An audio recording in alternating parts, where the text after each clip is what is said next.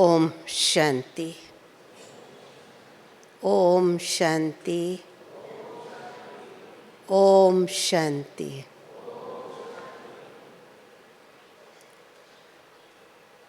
अभी हम सभी प्यारे बाबा की याद में गीत सुन रहे थे।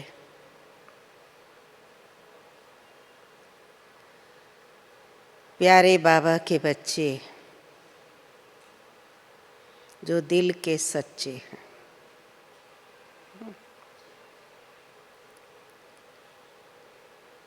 हम सभी भगवान के बच्चे हैं।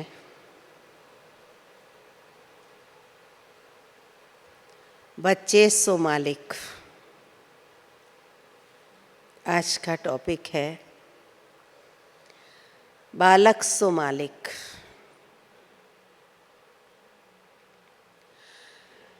तो बालक जब शब्द आता है, बालक अर्थात बच्चे, तो किसके बच्चे? किसने अपना बच्चा बनाया है? और हम सब किसके बच्चे बने हैं? और जिन बच्चों को बाबा रोज रोज मीठे मीठे बच्चे कह करके पुकारता है,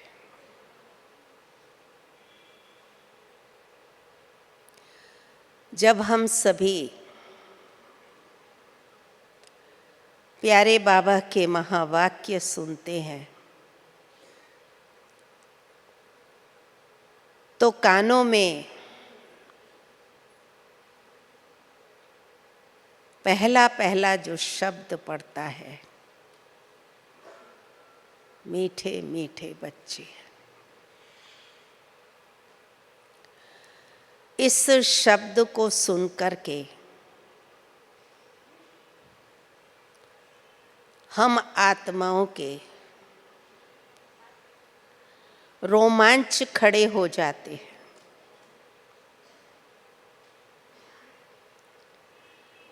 कि कौन हमें पुकार रहा है, मेरे मीठे मीठे बच्चे।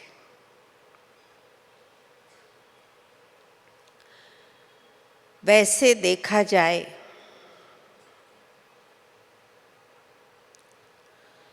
तो लौकिक में भी किसी ने हमको ऐसे नहीं पुकारा होगा।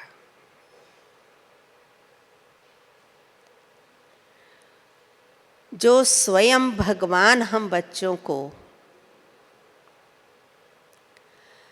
मीठे मीठे बच्चे कह कर के पुकारता है।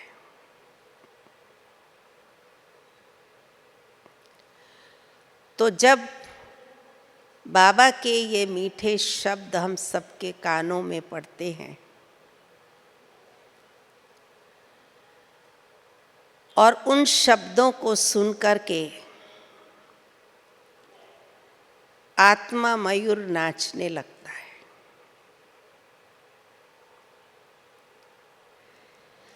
ये शब्द न किसी व्यक्ति के हैं, न किसी ऋषि मुनि महात्माओं के हैं। ये शब्द स्वयं परम पिता परमात्मा के शब्द हैं। और जिस परम पिता परमात्मा ने हम आत्माओं को इस संसार में से एक एक को चुन करके अपना बच्चा बनाया है,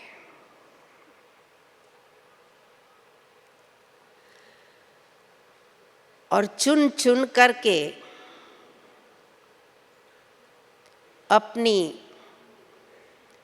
माला में हम सबको पिरोया है, जिसके लिए महावाक्य भी है, कोटों में कोई,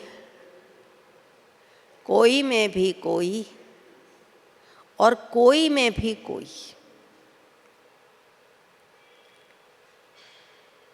तो हम कोटों में कोई में भी कोई बच्चे हैं।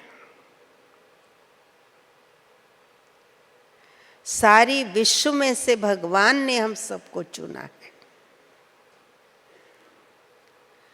और चुन करके सबसे प्यारा संबंध जो मात पिता का होता है, उस संबंध में परमात्मा ने हमको जोड़ा है। प्यार से कहा, मेरे मीठे बच्चे आओ, मेरे मीठे बच्चे आओ। कहाँ तुम इस संसार में भटक गए थे?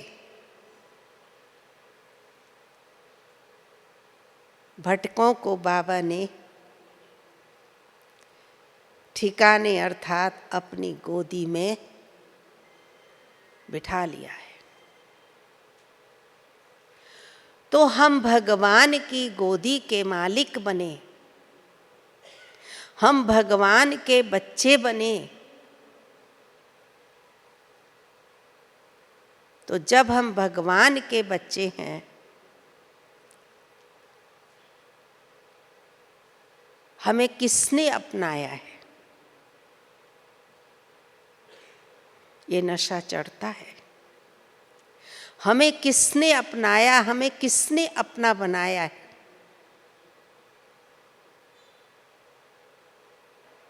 कोई महात्मा नहीं, कोई ऋषि मुनि नहीं, स्वयं भगवान ने हम बच्चों को अपना बनाया है। और बड़े प्यार से बाबा रोज हम बच्चों का आह्वान करते हैं, आओ मेरे मीठे लाडले बच्चे आओ। जब दिन की शुरुआत होती है तो अमृत वेले भी कानों में पहला शब्द कौन सा आता है? मेरे मीठे मीठे लाडले बच्चों उठो। भगवान स्वयं उठाता है, भगवान ने स्वयं हम अपना बनाया है, भगवान स्वयं हमारी पालना कर रहा है। तो हम कितने भाग्यवान भगवान के बच्चे हैं। तो हमें अपने भाग्य के ऊपर कितना नाज होना चाहिए कि भगवान ने मुझे चुना है, भगवान ने मुझे अपना बनाया है। आज दुनिया के अंदर बाबा जिन शब्दों में कहता, पाई पैसे की पदवी वाले के साथ किसी का संबंध होता है तो वो कितना अभिमान में चलता है, मेरा इसके साथ संबंध है, मेरा ये संबंधी है। कितना नाश होता है। और उसमें कई बार उल्टे काम भी कर लेते हैं, तो भी क्या नशा रहता है कि मेरा कोई कुछ बिगाड़ नहीं सकता। मेरा बैकबोन कौन है? जब व्यक्तियों में इतना नशा रह सकता है, हमारा तो बैकबोन, हमारा तो साथी कौन है? स्वयं भगवान है। तो हमें कितना नशा होना चाहिए कि हम सर्वशक्तिवान, सर्वसमर्थ बाप की संतान हैं, भगवान के बच्चे हैं। भगवान ने मुझे अपना बनाया है और भगवान अपना बना करके हम बच्चों को मालिक बनाता है। बालक सो मालिक। ऐसे बच्चा जन्म लेता है तो जन्म लेते ही जो माँ बाप का वर्षा होता है, जो माँ बाप की प्रॉपर्टी होती है, उसका मालिक बन जाता है, अधिकारी बन जाता है। और हम बच्चे भी बाबा के बने तो हम भी बाबा के वर्षे के अधिकारी हैं। बाबा ने हम बच्चों को अपना बच्चा बनाया ही है वर्षे का अधिकारी बनाने के लिए। भगवान कहता है मैं तुम बच्चों को अपना वर्षा देने के लिए आया हूँ।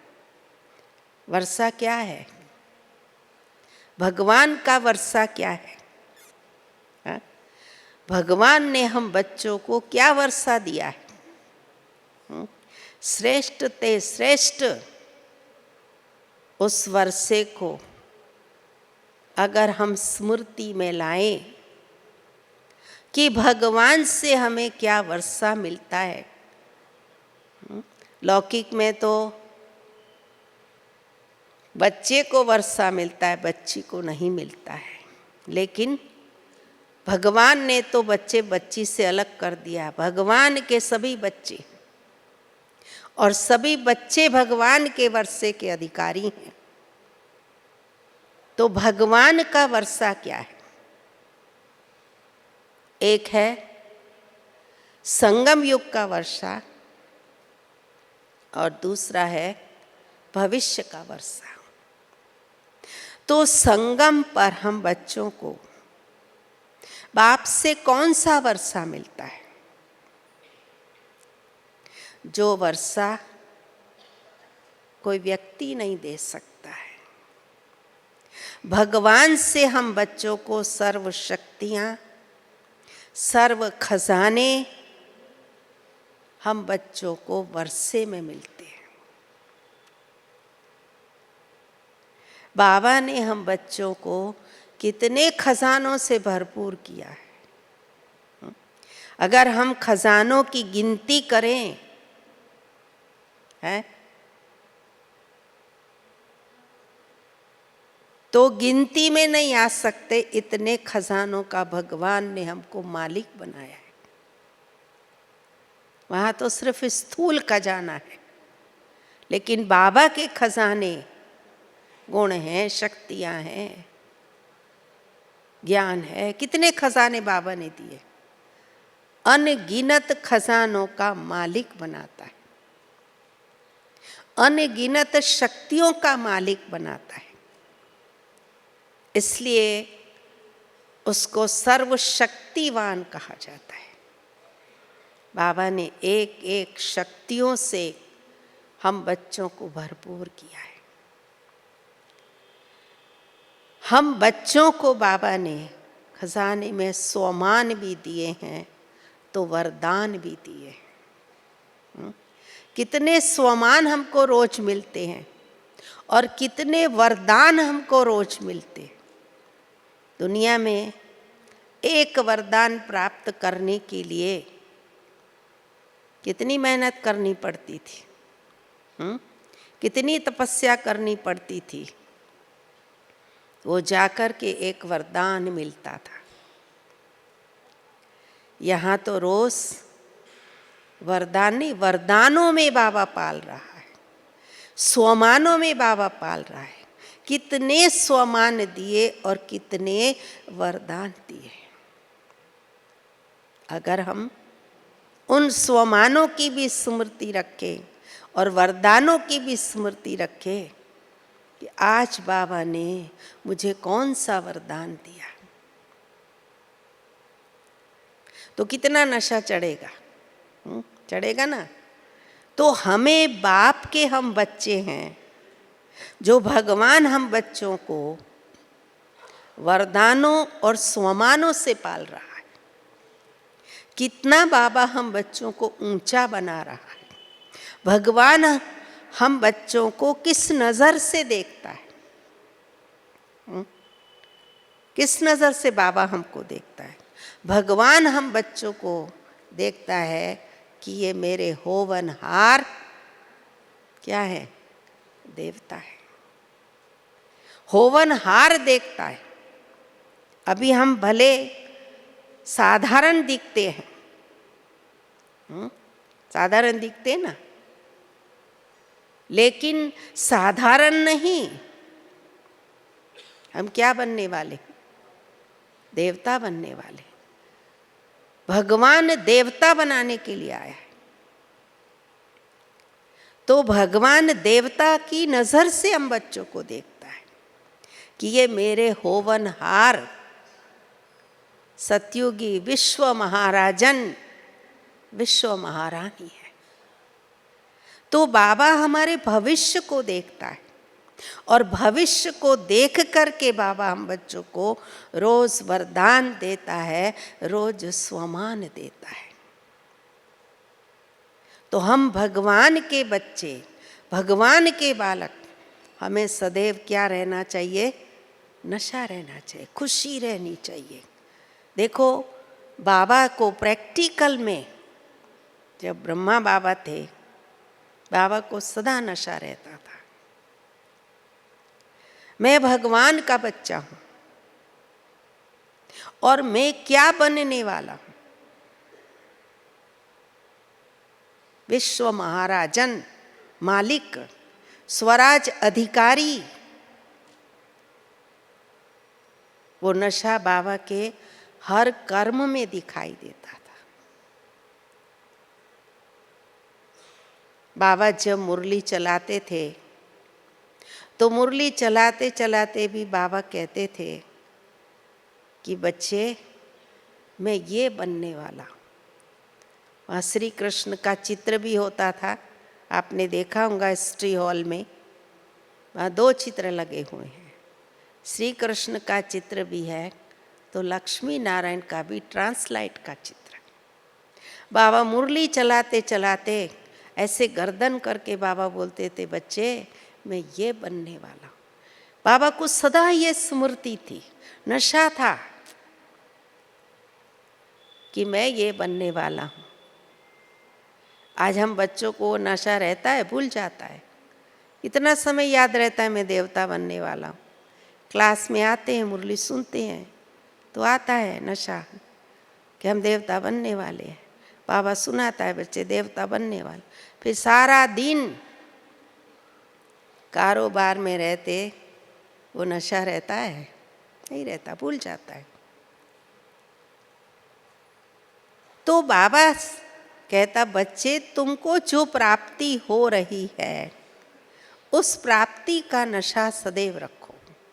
मुझे क्या मिल रहा है, भगवान हमें क्या बना रहा है, क्या बनाने आया है और हम क्या बन रहे हैं, और भगवान ने मुझे क्यों बनाया, अपना क्यों बनाया।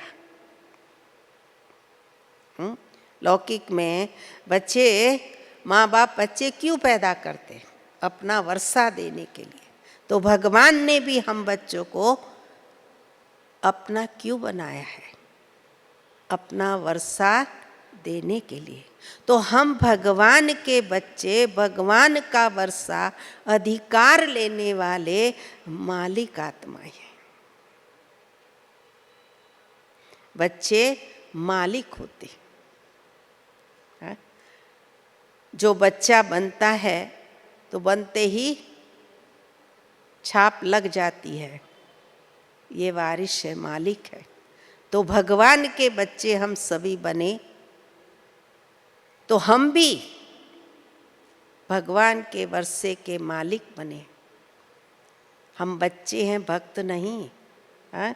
भगवान कहते हैं कि भक्त तो भगवान से मांगते रहते हैं, और भगवान अपने भक्तों को क्या करता है, अपने बच्चों को क्या कहता है, ये मेरे बच्चे सिरताज, ये मेरे बच्चे स्वराज अधिकारी, ये मेरे बच्चे होवनहार देवता। उनको बाबा हम बच्चों को रोज मालेकम सलाम बोलता है, रोज नमस्ते करता है। बाबा की मुरली में हम रोज नमस्ते शब्द सुनते हैं ना, मीठे मीठे बच्चों को नमस्ते है। तो किसको नमस्ते करता है, किसको नमन करता है बाबा? जो बाबा के बच्चे बालक सो मालिक बच्चों को नमस्ते करता है, जो भगवान सलाम करता है। तो हम कितने भाग्यवान हैं। तो अपने भाग्य के ऊपर हमें सदैव क्या रहना चाहिए, नशा रहना चाहिए। और जब भाग्य के ऊपर नशा रहता है तब प्रैक्टिकल जीवन के अंदर से वो दिखाई देता है, नशा दिखाई देता है। लौकिक में जो नशा करता है, हाँ, तो उसकी हालत तो दिखाई देती है ना। जिसने नशा किया होता है, पिया होता है, तो उसके जीवन से क्या दिखाई देता है। तो हम सब ने भी ये नशा है तो हमारे जीवन से क्या होना चाहिए, दिखाई देना चाहिए। हाँ? हम स्वयं को साधारण नहीं, हम असाधारण हैं। हम स्वयं कितने भाग्यवान हैं, अपने भाग्य को नहीं भूलो। जब भाग्य को भूलते हैं तभी क्या होता है, अनेक प्रकार की पेपर आते हैं, परीक्षाएं आती हैं, मुश्किल लगता है। और अगर भाग्य याद है, प्राप्ति याद है, तो कोई भी कार्य मुश्किल नहीं है, प्राप्ति सहज करा देती है। तो हम सभी कार्य तो करते हैं लेकिन प्राप्ति को भूल जाते हैं। तो इसलिए फिर क्या होता है, मुश्किल लगता है, अब कैसे होगा, क्या होगा। है? और अगर प्राप्ति है तो कुछ भी मुश्किल नहीं लगेगा। आज कोई कह दे फलानी जगह ये चीज़ मिलती है और उससे फ़ायदा है, तो लोग क्या करेंगे, भागेंगे ना। देखते हैं कि वहाँ जाना मुश्किल होगा, कैसे जाएंगे, क्या करेंगे, कुछ भी नहीं सोचता है इंसान, प्राप्ति के पीछे भागता है। तो जब हमें प्राप्ति दिखाई देगी तो हमें कोई भी कार्य मुश्किल नहीं लगेगा। तो बाबा हमेशा हम बच्चों को यही कहते, प्राप्ति, अधिकार। संगम युग का हमारा अधिकार क्या है? संगम युग में बाबा से हम बच्चों को क्या प्राप्ति, और प्राप्ति भी सहज और कितनी है, उसके लिए कोई मुश्किल नहीं। बाबा ने कितना हम बच्चों को सहज करके बताया, सहज सहज रीति में। जैसे आजकल बच्चों को खेल खेल में पढ़ाते हैं ना, तो भगवान भी हमको क्या करता है, खेल खेल में पढ़ाता है, सहज कर पढ़ाता है। हाँ? बच्चे ऐसे करो, बच्चे ऐसे करो, बच्चे ऐसे करो, कैसे याद करो वो भी सिखाता है बाबा। हाँ? जब हम बाबा की मुरली सुनते हैं तो मुरली में बाबा क्या सिखाता है, बच्चे तुम मुझे कैसे याद करो, वो भी बाबा सिखाता है कि मेरे बच्चों को सहज हो। हाँ, तो सहज कर देता है और सहज करके ही कराता है। तो कोई भी कार्य मुश्किल नहीं लगता, क्योंकि बाबा जानता है कि ये मेरे बच्चे हैं और ये मेरे बच्चे हाँ कितना भक्ति में भटक भटक करके आए हैं। हाँ, भक्ति करते करते बाबा कई बार नहीं कहता मेरी माताएं बच्चे थक गई हैं। हाँ, मैं बच्चों के थकावट उतारने के लिए आया हूँ। भगवान कहते हैं ना, मैं बच्चों की थकावट उतारने, बहुत भक्ति की, बहुत भटके, अभी भगवान ने हम बच्चों को भटकने से छुड़ा दिया है। कहा भटकना नहीं, सहज बाबा हम बच्चों को सिखाता है। कितना सहज बाबा ने किया, तो बाबा खुद सहज करके प्रैक्टिकल करके बाबा ने दिखाया। देखो कोई भी कार्य सिर्फ कहने से नहीं, लेकिन बाबा ने जो कार्य करने के लिए कहा उसको बाबा ने प्रैक्टिकल स्वयं किया और स्वयं करके दिखाया कि तुम बच्चों को ऐसे करना है। तो जब स्वयं हम बाबा हम बच्चों को करके दिखाता है तो हमें कोई भी मुश्किल नहीं लगेगा। तो हम बाबा जैसे हम बच्चों को सहज सिखाता है उस अनुसार करें। तो सहज बाबा ने क्या सिखाया कि अपनी स्मृति में रहो। तुम बच्चों की स्मृति क्या है, जितना हम स्मृति में अपने रहेंगे, और स्मृति भी प्राप्ति की स्मृति, तो खुशी रहेगी और उस खुशी से जो भी हम कर्म करेंगे वो कर्म सहज हो जाएगा, मुश्किल नहीं होगा। तो इसलिए बाबा हमेशा कहते अपने को बालक समझो और मालिक। हाँ, तो हम मालिक भी हैं। जितना अपने को मालिक समझेंगे उतना कर्म में करना प्रैक्टिकल हो जाएगा, सहज हो जाएगा।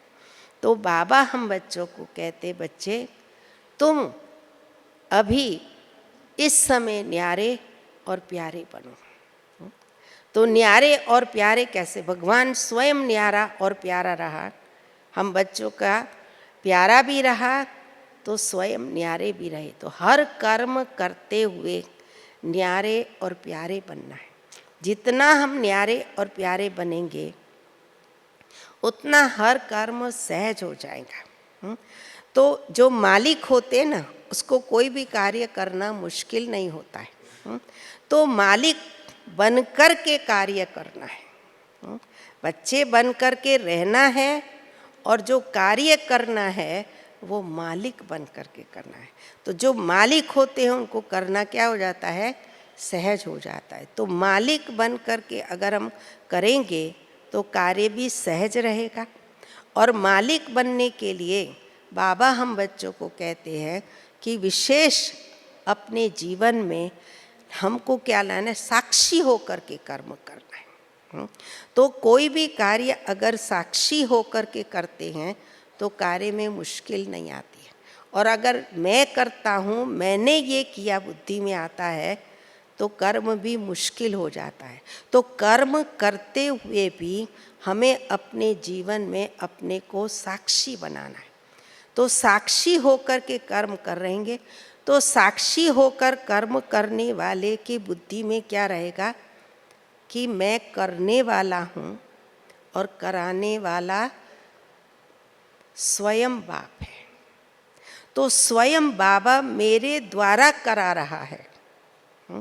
तो जब बाबा कोई भी कार्य कराएगा तो कार्य क्या होगा? सफल होगा। कई बार हम कोई भी कार्य करते हुए कभी सफलता आती है, कभी निसफलता आती है, कभी कार्य कोई मुश्किल लगता है। हाँ, तो अगर उस कार्य को हम करने के लिए स्वयं को निमित्त समझे और कराने वाला बाबा है, हाँ, तो बाबा कराता है और हम करने वाले हैं तो कार्य सहज होगा। बाबा हमेशा कहते अपने को इंस्ट्रूमेंट समझो और कराने वाला बाबा है। हमने प्रैक्टिकल में बाबा के जीवन में और दादियों के जीवन में भी ये चीज़ का अनुभव किया। हमारी दादियाँ जो भी थीं तो कोई भी कार्य करती थी तो हमेशा कार्य करते पहले कहती थी करन करावनहार बाबा है, बाबा हमसे करा रहा है, हम तो इनके इंस्ट्रूमेंट हैं और जो बाबा कराएगा तो वो कार्य कैसा होगा, श्रेष्ठ कार्य होगा।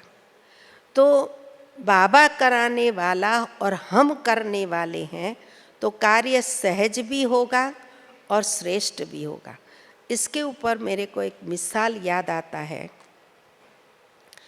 कि बड़ी दादी प्रकाशमणि दादी जी, हाँ, जो कि हमारी संस्था की मुख्य प्रशासिका रही, तो दादी जी जब भी कोई कार्य करते थे तो हमेशा यही कहते थे कि बाबा कराता है और मैं करती हूँ।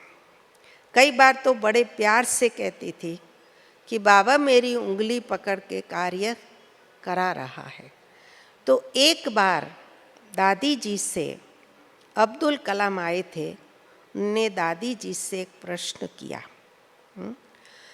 कि दादी जी मैं आपसे पूछता हूँ कि आप कोई भी कार्य करते हो तो सहज रीति से करते हो और कोई भी आपके पास कोई प्रश्न लेकर के आता है तो आप उसका जो उत्तर देते हैं उससे वो सेटिस्फाई क्यों हो जाता है? जो भी उत्तर आप देते हैं उससे सब आपसे सेटिस्फाई होते हैं, तो उसका राज क्या है? उन्होंने दादी से प्रश्न पूछा कि आप जो उत्तर देते हैं आपसे सब सेटिस्फाई हो जाते हैं, उसका राज हमें बताइए। तो दादी जी ने उनको उत्तर दिया, कहा कि जब मेरे पास कोई भी आता है तो आकर के मुझे कोई भी प्रश्न पूछता है, मैं बड़े प्यार से उसका प्रश्न सुनती हूँ, समस्या सुनती हूँ, कोई प्रॉब्लम है सुनती हूँ और सुनने के बाद मैं बाबा को कहती हूँ, बाबा अब इस आत्मा को आप मेरे द्वारा इसके प्रश्न का उत्तर दो। है? और आप ही उत्तर दो। तो बाबा जो उत्तर देगा वो कौन सा उत्तर देगा? है? भगवान जो कहेगा तो भगवान का उत्तर सुनकर के जिसका जो प्रश्न होगा, जिसकी जो समस्या होगी, उसका समाधान होगा या नहीं होगा? होगा ना। तो मेरे द्वारा बाबा करा रहा है। कभी भी दादी जी ने ये नहीं कहा कि मैं कर रहा, कराने वाला बाबा है और बाबा कराता है। हम तो सेवाधारी हैं और हम सेवा कर रहे हैं। तो जितने मालिक थे उतने ही बालक बन करके कार्य किया। हम सेवाधारी हैं, बाबा करा रहा है और बाबा का कार्य है, बाबा के बच्चे हैं, बाबा अपने बच्चों को उत्तर देगा, बाबा अपने बच्चों का कार्य कराएगा।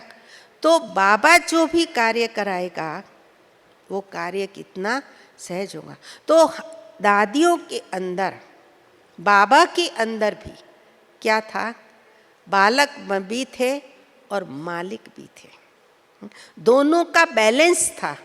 भाई करन करावनहार बाबा करा रहा है और मैं कर रही हूँ, तो क्या रहेंगे? हल्के रहेंगे। आज कोई भी कार्य होता है तो हम स्वयं अपनी बुद्धि में ये रखते, मैं ये करता हूँ, मैंने ये किया, मैंने वो किया, तो क्या होता है? जब मैं करता हूँ तो जहाँ मैं आएगा वहाँ क्या आएगा? हाँ, जहाँ मैंपन आएगा वहाँ अभिमान आएगा, और जब अभिमान आता है तो स्वमान भूल जाता है, और जब स्वमान भूलेगा तो जो भी कार्य करेगा वो कैसा होगा। स्वमान में रह कर के अगर हम कार्य करते हैं तो हम सफल होंगे, अभिमान में रह कर के अगर हम कार्य करते हैं तो क्या होंगे, सफल होंगे नहीं होंगे ना। इसका शास्त्रों में भी गायन है? क्या गायन है? रावण क्यों मारा गया है, दिखाते ना। रावण को राम ने नहीं मारा, लेकिन रावण को किसने मारा? उसके अभिमान ने मारा ना। तो कोई भी कार्य में सफल बनने के लिए क्या करना है? स्वमान में रहना है। जितना स्वमान में रहेंगे, बाबा मेरे द्वारा कराए, मैं निमित्त हूँ, निमित्त बन कर के कार्य में सफलता है। अगर हमें अपने जीवन में सफल होना है तो कोई भी कार्य करते हुए हमें बाबा न भूले। बाबा मेरे द्वारा करा रहा है, कार्य बाबा का है, मेरा नहीं है। हम क्या करते हैं? मैं ये करती हूँ, मैंने ये किया, मैंने ये कराया, मैंने वो किया, तो उसमें क्या होती है? जितनी सफलता होनी चाहिए वो सफलता नहीं मिलती है। जितनी खुशी होनी चाहिए खुशी नहीं होती, जितनी उस कार्य से हमें प्राप्ति होनी चाहिए उतना नहीं हो पाता है। उसका कारण क्या होता है? उसके अंदर हमारा स्व का अभिमान आ जाता है। तो हमें सदैव कार्य करते हुए कि हम कर्तव्य हैं और करने का अभिमान ना आए। जैसे बाबा कहते थे ना कि बच्चे नेकी कर दरिया में डाल, कि कोई भी एक कार्य करके दरिया में डाल दो, माना मैंने किया नहीं, करन करावन हार बाबा है और बाबा ही कराता है, कार्य भी बाबा का है, हम सब तो उसके इंस्ट्रूमेंट है। बाबा के सिवाय कोई कार्य करा सकता है क्या? कोई भी कार्य हम करते हैं तो बाबा ने कराया, बाबा कराता है तब हम करते। देखो आज आत्माओं के अंदर भी कई विशेषताएं होती हैं, कहते हैं ना कोई कला होती है, विशेषता होती है आत्माओं के अंदर। तो कितनी विशेषताएं वाली आत्माएं होती हैं, लेकिन उनकी विशेषता को जब तक कोई प्लेटफॉर्म स्टेज नहीं मिलता है तो वो अपनी विशेषता को, अपनी कला को प्रदर्शन नहीं कर सकते हैं। तो इसी प्रकार से आत्माओं के अंदर विशेषता है, हमारे अंदर भी विशेषता है, लेकिन हमारी विशेषता को भगवान ने प्लेटफॉर्म दिया, भगवान ने स्टेज दिया, तब हम वो कार्य कर सकते और अपनी कला दिखा सकते, अपनी विशेषता दिखा सकते। अगर भगवान ने हमें स्टेज न दिया होता, कला को कैसे प्रदर्शित कर सकते थे? तो बाबा ने हम साधारण आत्माओं को, भले विशेषताएं थी, हमारी विशेषता को भगवान ने अपने कार्य में लगाया है। तो बाबा ने अपने कार्य में लगाया और भगवान ने लगाया, तो विशेषता किसकी हुई? मेरी हुई कि भगवान की हुई? भगवान की हुई ना, क्योंकि भगवान ने विशेषता को देखा और देख करके मुझे बाबा ने वो स्टेज दिया, मुझे वो मौका दिया, मुझे वो स्थान दिया, तब मैंने वो कार्य किया। अगर मुझे नहीं मिलता तो हम करते? तो बाबा हमसे करा रहा है।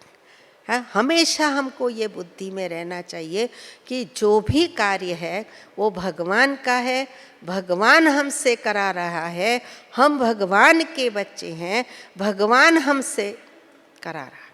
तो कभी भी क्या होगा, कार्य करने का अभिमान नहीं आएगा। जब बाबा ने, इतनी बड़ी बाबा हमारी हस्ती थी, ब्रह्मा बाबा तो मालिक था ना, बाबा मालिक होते हुए भी क्या बन गया, क्या बन गया, बालक बन गया ना।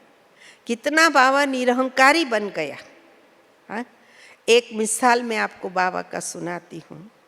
आप सबने मधुबन में बाबा का कमरा देखा है, देखा है ना?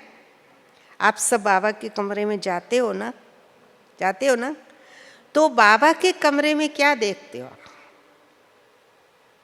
कितना साधारण है। बाबा की खटिया कैसी है? कितनी साधारण खटिया। ब्रह्मा बाबा क्या थे? ब्रह्मा बाबा अपनी लौकिक लाइफ में क्या थे? कितनी धन संपत्ति के मालिक थे ना बाबा, जिनका राजाओं के साथ व्यवहार था। राजा ही कहेंगे ना, बाबा राजाओं के साथ व्यवहार रखते थे। तो जिन राजाओं से मिलते थे वो राजाएं भी बाबा को बोलते थे क्या, कि दादा लेखराज, राजा हम हैं लेकिन हम नहीं, आप हो। संस्कार थे ना बाबा के। तो बाबा इतना धनवान होते हुए भी बाबा ने अपने आप को क्या बना दिया, एकदम साधारण, सिंपल। मैं बाबा का बच्चा हूँ। सब कुछ त्याग दिया बाबा ने, और सब कुछ त्यागने के बाद भी बाबा को कितना नशा था, कितनी खुशी थी। क्यों? बाबा को सदैव अपना लक्ष्य स्मृति में था कि मैं क्या बनने वाला हूं और मुझे किसने अपनाया है, मेरे तन में कौन आया है, मेरे से क्या कार्य करा रहा है, वो सदैव स्मृति थी। इसलिए बाबा को सदैव क्या था, नशा रहता था। तो हम भी बाबा के बच्चे, बाबा जो हमारा इतना ऊंच था, और बाबा ने क्या कर दिया, अपने को एकदम सिंपल बना दिया। तो सिंपल होकर के जो भी कार्य बाबा ने किया, उस कार्य में सहजता रही, उसमें सर्विस हुई। इतनी बाबा की जो सेवा आगे बढ़ी, हाँ, वो सेवा बढ़ने का कारण क्या था?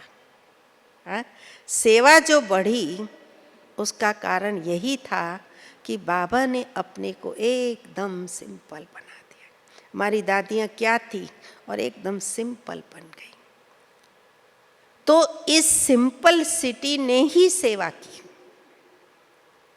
और जितना हम सिंपल रहेंगे, हमारी जो विशेषताएं हैं वो सेवा में कार्य करेंगी।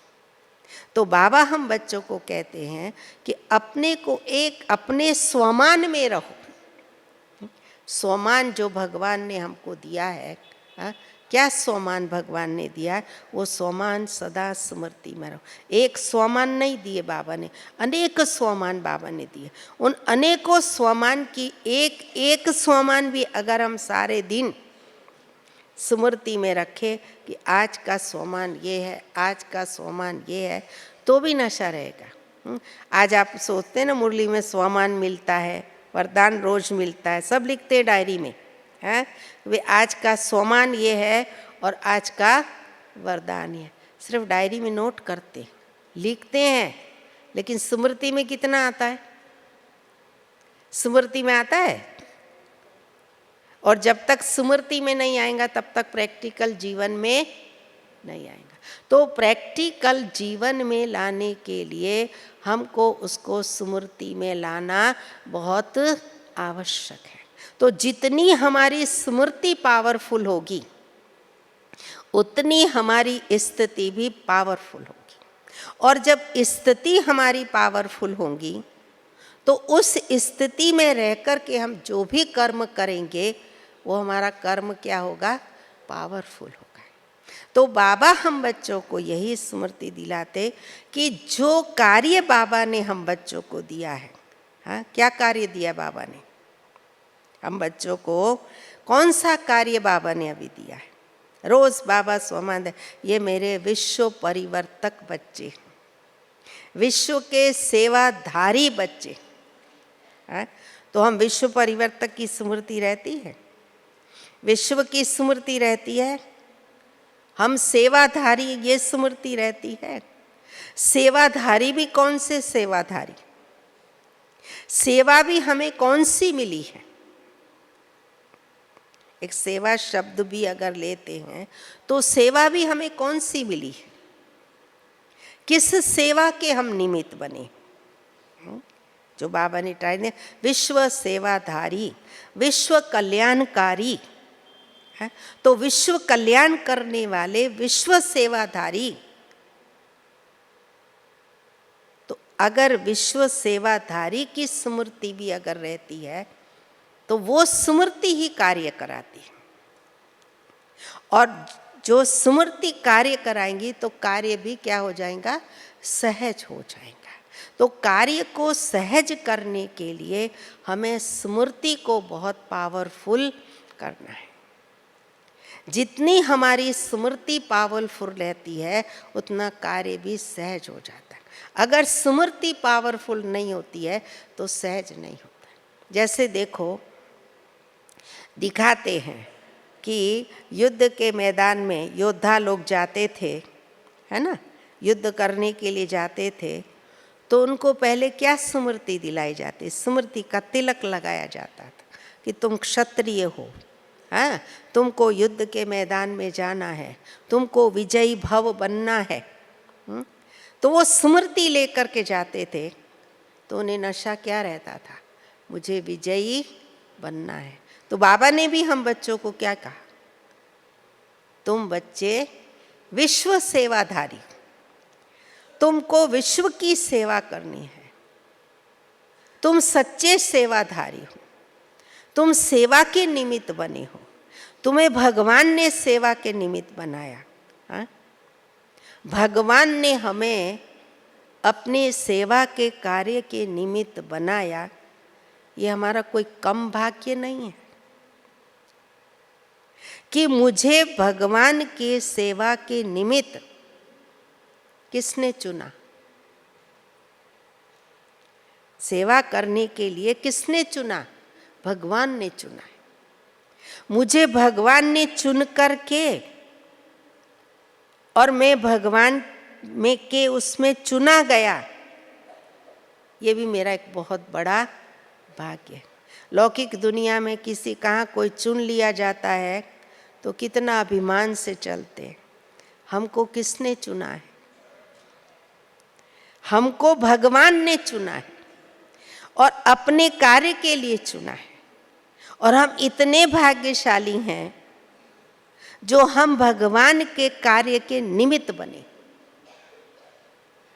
भगवान का कार्य करने के हम मालिक बने। भगवान ने हमें मालिक बनाया, भगवान ने अपना बालक बनाया। ये मेरा कितना बड़ा भाग्य है। तो भाग्य का सिमरन करेंगे तो भी सहज हो जाएगा।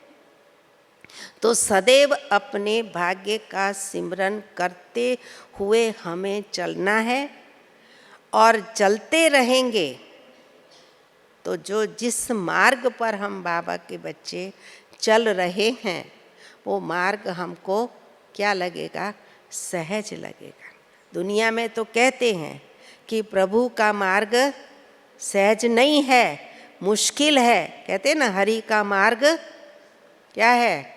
गुजराती में कहावत बोलते हैं ना, हरि का मार्ग सूरा का है, हाँ, मुश्किल का है, हाँ। लेकिन हम ये कहते हैं कि हमारा मार्ग क्या है? सहज है। तो सहज किसने किया? सहज करावन का करावन करावन भार बाबा ने किया। जो करन करावन हार बाप है उसने सहज किया। तो बाबा ने सहज किया और बाबा के हम बच्चे बने, इसलिए हमको सहज हो गया। अगर बाबा के बच्चे नहीं बनते तो सहज होता क्या, वो भी मुश्किल लगते। तो भगवान ने हमको अपना बना करके हम बच्चों को मालिक बना दिया है। तो हम सभी भगवान के बच्चे, बालक, सो मालिक आत्मा हैं। हम मालिक हैं। भगवान ने हमको अपना बनाया। ये बहुत हमारा श्रेष्ठ ते श्रेष्ठ भाग्य है। इस भाग्य के नशे में अगर हम चलते रहेंगे तो हमारा जो पुरुषार्थ है वो सहज ते सहज हो जाएगा। इसलिए पुरुषार्थ को सहज करने के लिए अपने बाप के बच्चे, सो हम मालिक हैं।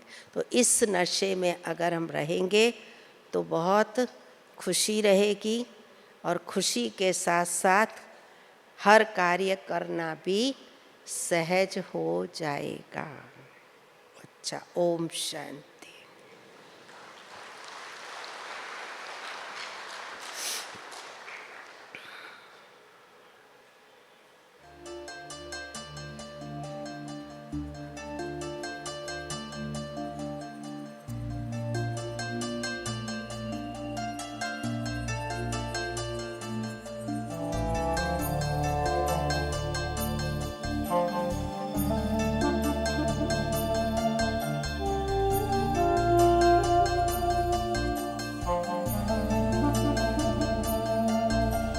झलक तुम्हारी ओ प्यारे भगवन,